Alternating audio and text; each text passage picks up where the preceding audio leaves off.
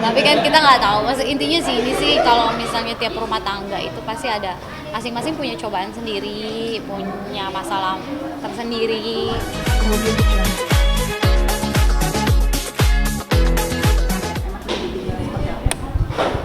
Ya mungkin kalau sekarang justru nggak bisa lepas juga ya. Justru kalau usia-usia ini mungkin dokter juga mengiyakan kayaknya emang mau usia berapapun kita nggak bisa main tinggal aja gitu. Cuman memang dari segi merawat, mandiin, tadinya kan kita mandiin dia waktu bayi, nah sekarang udah mulai agak lepas, bisa kita ajarin mandi sendiri gitu. Cuman kalau masalah kita awasin, kita pantau itu tetap gitu, tetap harus ada gitu di setiap milestone-nya mereka gitu.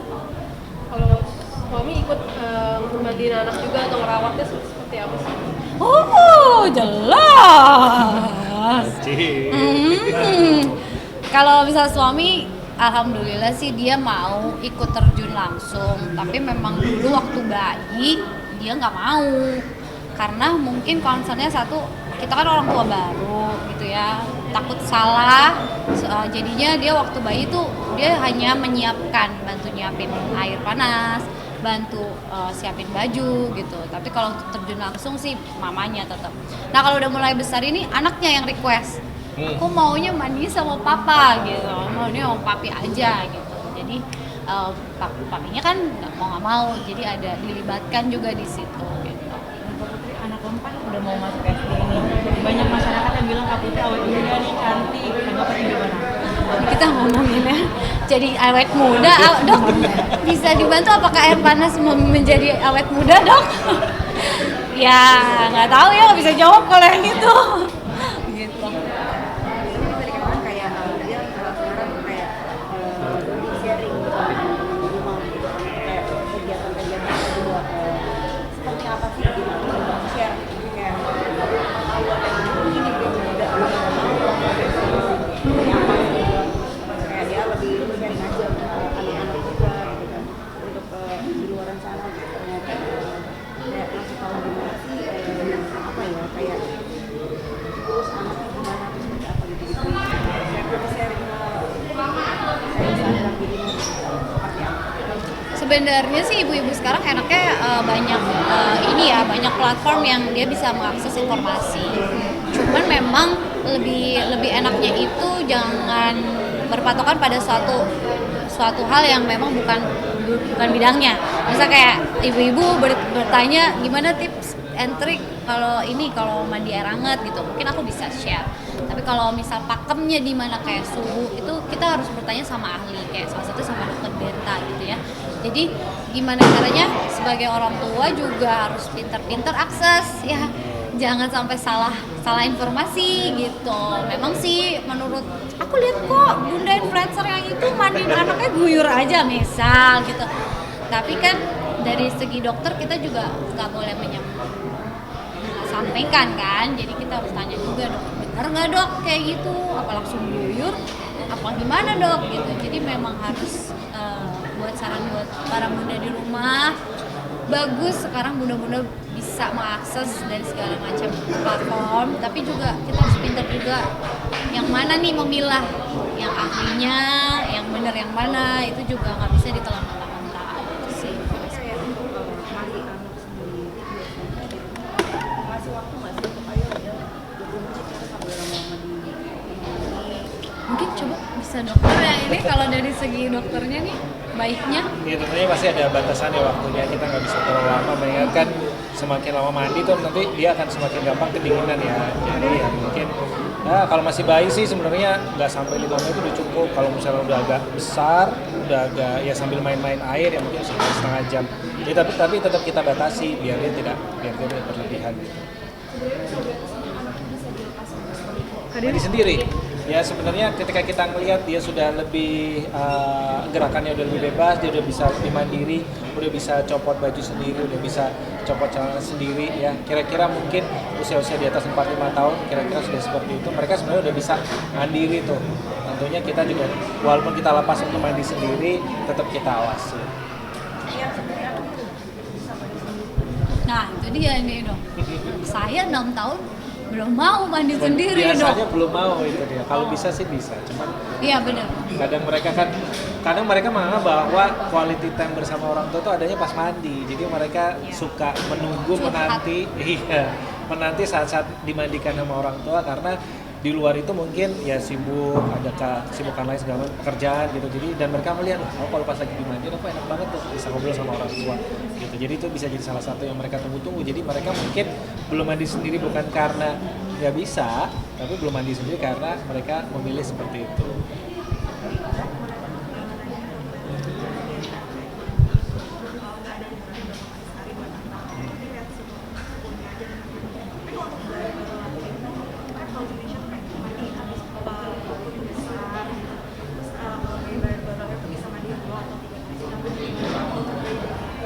Iya, bayi baru lahir kan jelas lebih gampang kedinginan. Jadi kalau bayi baru lahir kita mandi mah nggak terlalu sering. Mungkin cuma sehari sekali cukup. Itu pun kita tidak rendam ya. Kalau bayi baru lahir biasanya kita mandi dengan di waslap, dilap gitu, di sponge gitu, sponge bed gitu.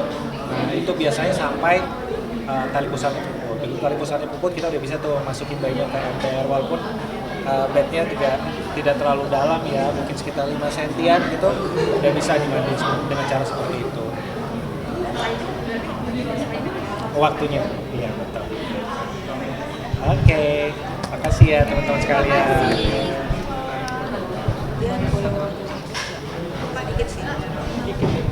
Tadi udah yang sekalian aja. Oh, udah benar. Oh, benar. Di sini yuk. Oke.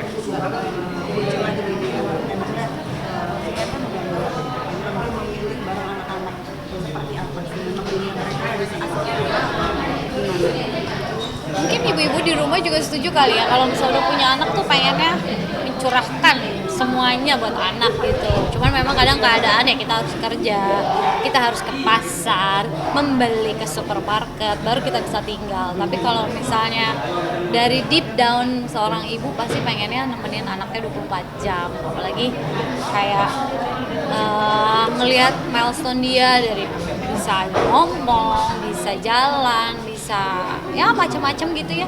Itu kayak apa ya? Kayak kesenangan tersendiri kalau buat seorang ibu bisa liatin perkembangan anak secara langsung gitu. Terus kangen nggak sih balik ke dunia acting lagi? Kangen sih kangen suasananya, temen-temennya kayak karena kan kalau dibilang mau kapan syuting lagi, karena kalau misalnya syuting kan balik ke dunia entertain itu kita tahu sendiri waktunya nggak bisa ditaker gitu ya. Kalau misalnya kerja mungkin 9 to 5 gitu, tapi kalau misalnya entertainment kan kadang bisa sampai pagi, jadi aku belum siap untuk itu gitu. Terus juga udah sama suami juga udah nanti dulu deh gitu, jadi ya oke lah gitu. Tapi untuk perkembangan anak sendiri sekarang lagi ngapain? Lagi happy apa anaknya sih? Mereka tuh yang satu baru lagi senang sekolah, karena kan baru banget selesai pandemi, kita online kan, sekolah semua di rumah. Nah sekarang udah mulai offline nih sekolahnya, jadi mereka semangat banget sekolah gitu. Jadi kadang mamanya nih yang worry, waduh 2 jam anak gue di sekolah ngapain aja gitu, ditinggal. Ya mereka lagi seru-seru sekolah.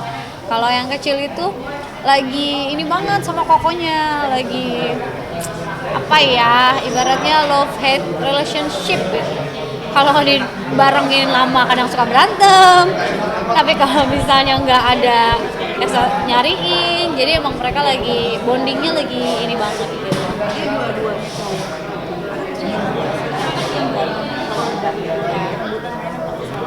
Nah gimana caranya kalian itu kayak berlaku adil dengan permainan harus beli dua, harus barengan sama dua. Kalau dulu sih aku sama suami bilang kayak, ini gimana nih anak kita dua bisa beli mainan, yang satu mau juga, gimana ya harus beli 2 gitu. Ya awalnya enggak, kita harus beli 1, tapi ujung-ujungnya tetap belinya 2. Tapi untungnya makin kebesar. Dulu waktu kecil iya ya, karena dia mulai sirik-sirikan. Tapi kalau udah mulai besar ini dia punya preference sendiri. Misalnya yang kecil itu sukanya Ultraman, yang gede ini lebih sukanya dia Thomas Train. Jadi pada saat ambil mainan atau memilih baju itu mereka punya kesukaan sendiri-sendiri, jadi nggak perlu harus sama. Cuman pada saat ada yang dikasih kado, ya satu harus dapat juga gitu. Jadi memang itu sih paling satu-satu. Cuma kalau misalnya harus dibarengi sih enggak. Tapi kan mestinya tuh dirimu jauh dari asik-asik aja gitu kan. Seperti apa jadi harmonis sekali. Ya nggak tahu sih, harmonis alhamdulillah. Tapi kan kita nggak tahu. Maksud intinya sih ini sih kalau misalnya tiap rumah tangga itu pasti ada masing-masing punya cobaan sendiri, punya masalah tersendiri. Cuman mungkin kalau dari segi entertain ya ada yang ke-spill, ada yang enggak gitu kan. Siapa tahu saya harmonis-harmonis aja ternyata apa gitu kan, nggak tahu. Ya cuma paling yang buat lagi bermasalah mungkin semoga ada jalan keluar, karena kan ya setiap keluarga pasti punya ada cara lah gimana untuk ngebenerin gitu komunikasinya gimana. Kalau aku sih sekarang mungkin masalah rumah tangga memang aku jarang banget aku spill gitu, karena memang ya gimana ya, kalau kita ngobrol berdua lebih nyambung dibanding 10 orang yang ngobrol gitu, karena pandangan orang-orang lebih banyak gitu. Kunci utama buat menjaga hubungan dengan suami itu apa sih? Mungkin komunikasi atau quality time gitu. Apa ya? Kalau kuncinya nggak bisa dibilang komunikasi juga. Ini sih karena ya berdasarkan komunikasi mungkin gitu. Dua juga gimana kalau misalnya sudah memutuskan menikah itu kita nggak bisa masih bawa-bawa ego gitu loh. Maksudnya ya namanya kita hidup berdua ya, bukan hidup sendiri gitu. Jadi lebih baik gimana caranya ini berhasil ya kerjasama dari dua pihak itu gitu.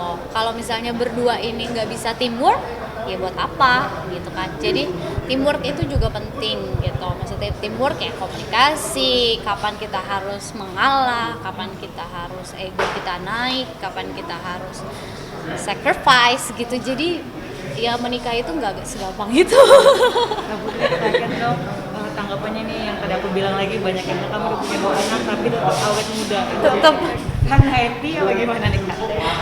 ya nggak tahu lah ya. Ya berarti skincare-nya berhasil.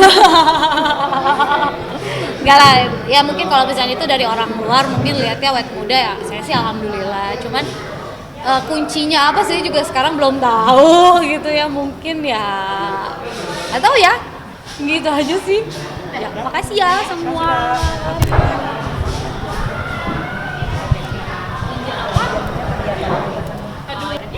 Makasih ya Mbak. Kemudian